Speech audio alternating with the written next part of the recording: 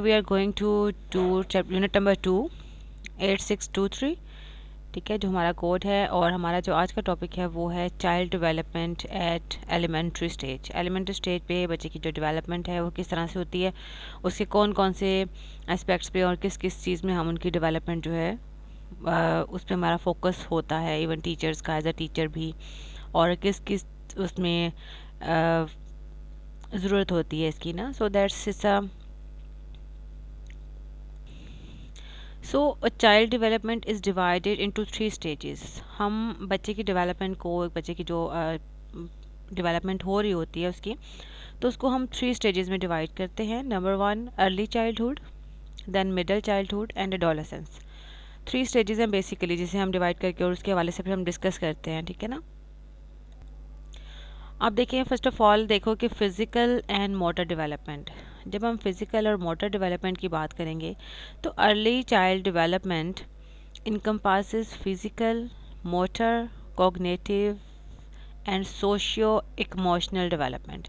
इसमें आप देखो कि बच्चों की ना जो अर्ली चाइल्ड डेवलपमेंट है, जैसे मैंने फर्स्ट स्टेज के बारे में पढ़ा कि फ़र्स्ट है, फिर देन उसके बाद सेकंड, 3 स्टेजेस हम देखें तो फर्स्ट वाली जो है उसमें क्या क्या होता है कि आपके फ़िज़िकल, बच्चों के physical, motor, cognitive and socio emotional development होती है।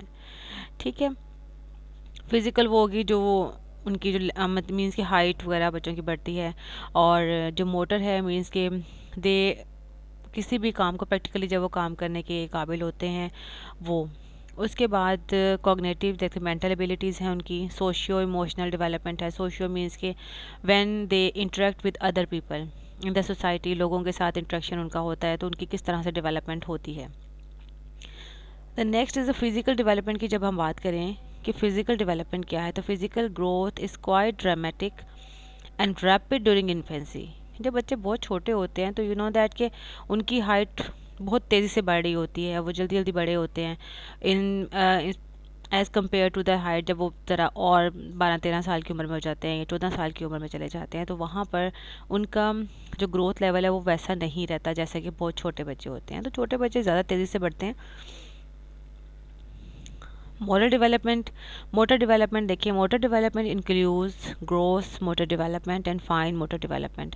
अब यू नो जो फाइन मोटर डेवलपमेंट है मींस के दे यूज़ देयर लिम्स, अपने जो उनके अज़ा हैं वो उनको यूज़ करते हैं to express their feelings whatever. जैसे वो अपनी मूवमेंट उनकी हाथों की होती है या लेग्स की है या पाँव की है, whatever they are smiling, जो भी उनकी हो रही है, तो they are called as motor development. ठीक है, और gross root motor refer to the physical skills that use large body movement involving the entire body, while the fine motor refers smaller and more precise movement। अब देखो जो motor movement है ना, उसमें क्या होता है कि जैसे हम एक बच्चा सिर्फ और सिर्फ अपनी फिंगर को मूव कर रहा है और वो कुछ ना कुछ ऐसे राइट करते हैं बच्चे, या कोई वैसे जस्ट फिंगर में मूव करते हैं या सिर्फ हैंड एक पोर्शन मूव कर रहे होते हैं, दैट इज़ कॉल्ड एज हमारी जो फाइन मोटर डेवलपमेंट है कि हम किसी एक वन लिम्ब को अपने यूज़ कर रहे होते हैं। प्रीसाइज मूवमेंट होती है ये। और जो ग्रॉस मोटर डेवलपमेंट होती है वो इस तरह से होती है कि दे यूज़ द होल बॉडी, कि वो चलना शुरू कर देते हैं और पूरा मूवमेंट उनकी उसमें आ जाती है। इवन कि वो पूरी बॉडी जब उनकी उसमें इन्वॉल्व होती है ना।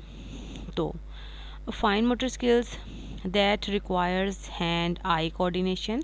अब फाइन मोटर स्किल में आपके हैंड आई कोऑर्डिनेशन चाहिए होता है। बाय एज 2 to 3 ईयर, 2 से 3 साल के जो बच्चे हैं, can mould clay into rough shapes. वो बच्चे जो क्ले होती है जिससे शेप्स बनती हैं मुख्तलिफ, मोल्डिंग क्ले देखा होगा आप लोगों ने, यूज़ की होगी जब आप लोग प्रैक्टिकल कर रहे होंगे। उससे कि हम मुख्तलिफ चीज़ें बनाते हैं उससे, और उससे हाथ भी ख़राब नहीं होते। तो build towers out of blocks and stickable with the crayon. ये है फाइन मोटर स्किल्स कि वो उन चीज़ों को मतलब कि वो जब एडजस्ट करते हैं, बनाते हैं, तो मीन्स कि अपनी प्रैक्टिकली चीज़ों को कर रहे होते हैं, तो they are called as fine motor skill.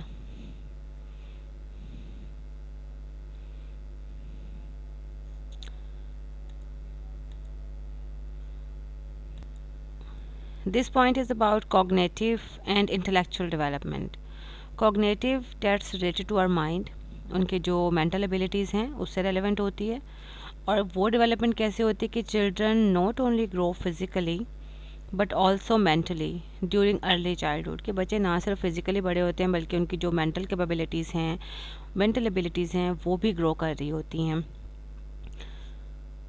Children's abilities to observe करते हैं, चीज़ों को देखते हैं, अंडरस्टैंड करते हैं, प्रोड्यूस लैंग्वेज, और they try to utter the words बोलने की कोशिश करते हैं, and interact with the world, flourish in an amazing way. और जो वर्ल्ड है, वर्ल्ड मतलब कि फ्लोरिश इन अमेजिंग वे, जो उसके इर्द गिर्द की दुनिया, जिन लोगों को वो देख रहे होते हैं ना, उस वक्त उनकी वही दुनिया होती है, और उसमें जब वो बातचीत कर रहे होते हैं, देख रहे होते हैं, तो दैट्स मीन कि वो अपना इंटरेक्शन क्रिएट कर रहे होते हैं उस आउटर वर्ल्ड के साथ, उनकी वो उस वक्त वही छोटी सी दुनिया होती है।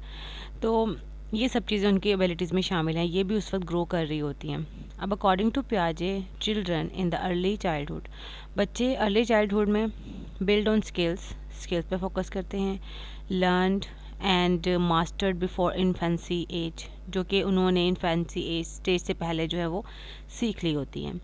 There play becomes increasingly imaginary field with fantasies, अब जो उनके खेल होते हैं ना, वो उनमें फैंटेसीज भी शामिल हो जाती हैं, involving more characters and sceneries, games with sophisticated rules, और गेम्स, सीनरीज, जो कि इमेजिनेशन में वो थिंक कर रहे होते हैं, इन सब चीज़ों को ये उसमें शामिल हो जाते हैं। कि ये अकॉर्डिंग टू पियाजे जो है ना, वो यही उसने कंसीडर किया है कि बच्चे जो है ना, build on skills learn and master before infancy, क्योंकि सारी स्किल्स जो हैं उनकी जो इन्फेंसी स्टेज होती है ना, उससे पहले ही सारी बिल्ड हो जाती हैं। अब अर्ली चाइल्डहुड में क्या होता है कि children master the symbolic thought ability to picture, remember, understand and replicate objects in their minds, मतलब वो सिम्बॉलिकली चीज़ों को समझना शुरू कर देते हैं। इफ़ दे सी अ काओ देखिए, तो जब उस तरह की वो कोई और चीज़ देखेंगे तो वो उसको भी उसी तरह से रेप्लिकेट करेंगे, मीन्स के उन ऑब्जेक्ट्स को अपने माइंड में कंसिडर कर लेते हैं कि हाँ ये भी ऐसी है, तो फिर इसका नेम भी यही हो सकता है। पियाजे स्टेजेस ऑफ कॉग्निटिव डेवलपमेंट, इसके 4 इंपॉर्टेंट स्टेजेस हैं। सबसे पहले स्टेज जो है ना, वो है सेंसरी मोटर स्टेज, जिसको हम कंसिडर करते हैं कि वो बर्थ से अबाउट 2 साल की उम्र तक की होती है, ठीक है। दूसरी स्टेज जो है उसकी, वो है प्री ऑपरेशनल स्टेज। अब प्री ऑपरेशनल स्टेज वो 2 से 7 साल तक की उम्र में होती है। तो थर्ड स्टेज जो है वो कंक्रीट ऑपरेशनल स्टेज में first grade too early adolescence, मतलब कि फर्स्ट ग्रेड से लेकर वो अर्ली एडोलेसेंस तक की ना एज शामिल होती है इसमें। और जो लास्ट है वो है फॉर्मल ऑपरेशन स्टेज, और ये है एडोलेसेंस टू मिडल और लेट एडोलेसेंस तक। इन एरियाज़ पे ये कवर होती हैं 4 स्टेजेस इसकी। सो वन बाय वन हम इनको थोड़ा डिस्कस कर लेते हैं, ये हैं क्या।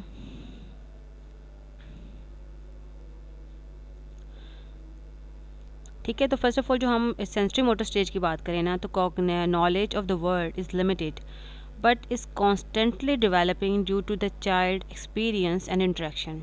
अब वो कह रहे हैं कि जो दुनिया का नॉलेज है ना, वो है तो बहुत लिमिटेड, लेकिन कॉन्स्टेंटली डेवलप होता है क्योंकि बच्चों का इंटरेक्शन बढ़ रहा होता है, उसका एक्सपीरियंस ज़्यादा हो रहा होता है वर्ल्ड के साथ, आउटर वर्ल्ड के साथ, दुनिया के साथ, ठीक है। तो यहाँ देखें कि यहाँ पे ना अब उसको सेंसेस में काम करना होता है, बच्चों ने सेंसेस यूज़ करता है, अपनी हेयरिंग की सेंसेस यूज़ करता है, विजन की, मोटर स्किल्स यूज़ करता है। और इस स्टेज पे ये होता है कि जो पियाजे है ना, उसने ये कहा है कि when an infant reach about 7 to 9 month, कि बच्चा जब 7 से 9 साल तक का हो जाता है, तो वो अपनी जो ऑब्जेक्ट परमानेंस की डेवलपमेंट है ना, उसमें वो शामिल हो जाती है। इसका मतलब है कि बच्चे have the ability to understand that object keep existing even when they can not seen, कि जब वो चीज़ों को नहीं भी देख रहे होते ना, तो वो तब भी चीज़ों के बारे में समझ सकते हैं। अगर उनसे बात की जाए इस चीज़ के बारे में, तो तब भी उनको उस बारे में समझ आ सकती है, जिन चीज़ों को उन्होंने पहले देखा हो, और इवन उस वक्त भी उनको वो चीज़ नज़र ना आ रही हो तब भी। एन एग्ज़ाम्पल जो है ना, उसकी हम इसकी इस तरह से ले सकते हैं कि अगर हम बच्चे का एक फेवरेट टॉय छुपा दें ब्लैंकेट में, और हालांकि बच्चे को वो नज़र नहीं आ रहा, लेकिन फिर भी वो क्या करते हैं, उनको पता होता है कि उन्होंने they still know to look under the blanket, उन्होंने उस ब्लैंकेट में से उसको देखना होता है, देख रहे होते हैं, ढूंढ रहे होते हैं उस चीज़ को। ये देखें कि मतलब कि बच्चों की सेंसेस जो है ना, वो इस तरह से काम करना शुरू कर देती हैं। और जो नेक्स्ट स्टेज है ना, प्री ऑपरेशनल स्टेज, वो 2 से 7 साल तक की उम्र में होती है। Children in this stage incorporate inductive reasoning होती है। अब यहाँ पे क्वेश्चन आता है कि इंडक्टिव रीजनिंग होती क्या है। एक हम 2 कंसेप्ट पढ़ते हैं ना, इंडक्टिव और डिडक्टिव का। तो इंडक्टिव रीजनिंग क्या होती है वो आप मुझे बताएं यहाँ पे कि inductive, do you know about inductive और डिडक्टिव? अच्छा, which involves drawing conclusion from other observations, मतलब हम दूसरी ऑब्जर्वेशंस को देखने के बाद हम उनसे अपने नतीजे निकाल देते हैं in order to make generalization. Generalization मतलब कि जिस तरह से हमने एक सिचुएशन में परसीव किया होता है चीज़ों को, उसी तरह हम उन सब चीज़ों को ना दूसरी सिचुएशन में, दूसरी कॉन्टेक्स्ट में उसको अप्लाई करने की कोशिश करते हैं। अब प्याजे स्टेज को प्री ऑपरेशनल तो ज़रूर उसने कहा है, लेकिन उसने ये भी कहा है कि इस पॉइंट पे ना बच्चे स्पेसिफिक कॉग्निटिव ऑपरेशंस नहीं कर सकते, मतलब वो मेंटल मैथ वगैरह ये इस तरह की जो डिफ़िकल्ट किस्म की एक्टिविटीज़ हैं वो करने के काबिल नहीं होते।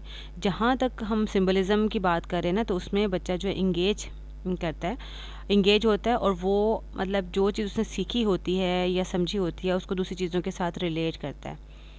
और इस पे ना कुछ ऐसी होती हैं कि स्टूडेंट्स सम टाइम एक ऐसी स्टेज जो आ जाती है उसको हम ईगोसेंट्रिज्म भी कहते हैं, जो बाद में डेवलप होती है with the passage of time. Like जब बच्चा 3 से 4 साल की उम्र में हो जाता है तो एक ऐसी स्टेज उसमें डेवलप की जाती है, तो वो उसे हम ईगोसेंट्रिसिज्म, सम टाइम वो मिसिंग होती है और कुछ में उनकी डेवलपमेंट जल्दी हो जाती है। और ऐसा भी होता है कि जब 7 साल की उम्र होती है ना, तो डिफरेंट जो प्रोसेसेस हैं बच्चे के, वो मतलब उसमें ईगोसेंट्रिक नहीं होते और ना तो वो मोर इंट्यूटिव होते हैं। तो इसका मतलब ये होता है कि वो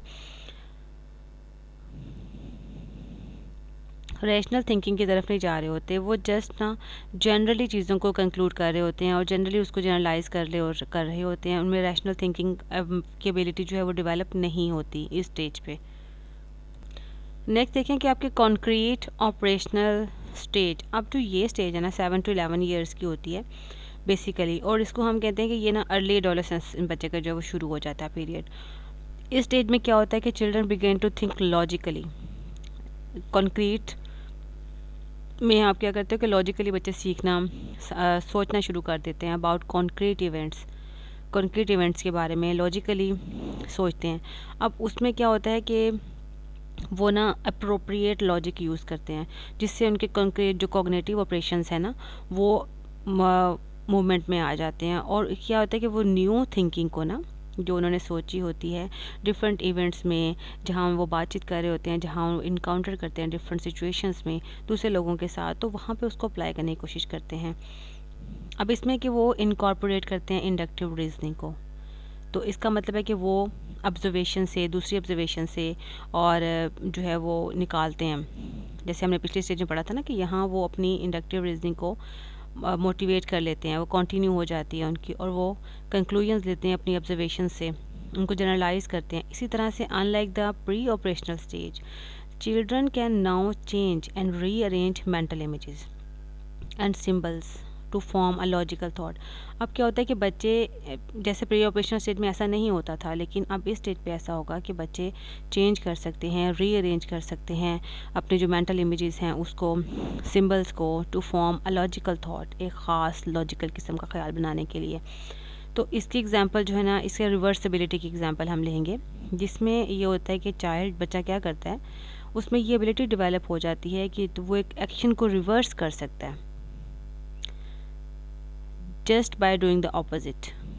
कि उसको रिवर्स मतलब कि एक एक्शन उसने सीखा, एक और सिचुएशन थी जहाँ उसे इंटरेक्शन करना पड़ा लोगों के साथ, तो फिर वो उसमें उसने जनरलाइज कर दिया, उसको कंक्लूड कर दिया कि हाँ ये बात भी वैसे ही है। So this is the point कि ये कंक्रीट ऑपरेशनल स्टेज के हवाले से बात आती है। नेक्स्ट है इसमें फॉर्मल ऑपरेशन। और फॉर्मल जो ऑपरेशन स्टेज होती है ना, वो बेसिकली हम यहाँ पे देखते हैं कि वो एडोलेसेंस जब स्टार्ट हो जाती है एज, तो एडल्टहुड तक चलती है। एट द एंड मतलब कि लास्ट स्टेज आप इसको समझ लें कि teens begin to think more about moral, philosophical, ethical, social, political issues that requires theoretical and abstract reasoning. अभी देखो कि जो बच्चे होते हैं ना बड़े हो चुके होते हैं, और जिसे हम टीन एजर्स कहते हैं, तो वो सोचना शुरू कर देते हैं मॉरल एस्पेक्ट्स पे, फिलोसफिकल एस्पेक्ट्स पे, एथिकल वैल्यूज़ कौन कौन सी है, कि उनके सोशल डिमांड्स क्या हैं, पॉलिटिकल इश्यूज़ क्या हैं, जिनमें उनको थ्योरेटिकल और एब्स्ट्रैक्ट रीजनिंग की ज़रूरत होती है। तो इस तरह से ना ये वाली जो स्टेज होती है, that's a higher level of thinking, उसमें आ जाती है।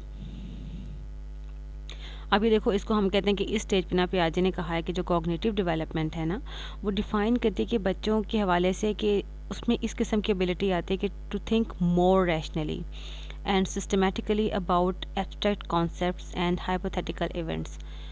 बच्चे जो हैं वो ज़्यादा रैशनली सिस्टमेटिकली थिंक करते हैं कुछ ऐसे कंसेप्ट के बारे में और हाइपोथेटिकल इवेंट्स के बारे में, मींस जो एक्चुअल में टेक प्लेस नहीं हो रहे थे। मतलब हाइपोथेटिकल वही होते हैं ना जो सिर्फ हमारे अजम्पशंस में होते हैं।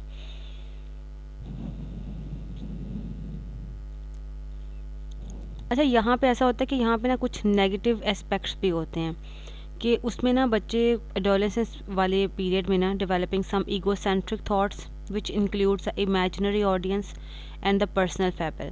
इसमें ना पर्सनल फैबल वगैरह भी शामिल हो जाती हैं। लाइक वो ये समझ रहे होते हैं कि एक इमेजिनरी वर्ल्ड में उनके ख्याल में ना एक इमेजिनरी ऑडियंस उनके सामने होती है, जिसमें वो जो बच्चा होता है वो ये फील करता है कि world is just as a concern and judgemental of any thing the adolescence does as they are. और वो ये फील करता है कि इस स्टेज पे ना कि एवरीवन जो है is a critic and they are the ones being criticised, कि हर बंदा जो है वो क्रिटिक है और हम पे भी क्रिटिसाइज़ किया जा सकेगा और मैं भी उन्हीं में से एक हूँ। अब एक पर्सनल फेबल की जैसे मैं बता रही हूँ आपको कि स्टेज पे ये वाली क्वालिटी भी बच्चों में शामिल हो जाती है।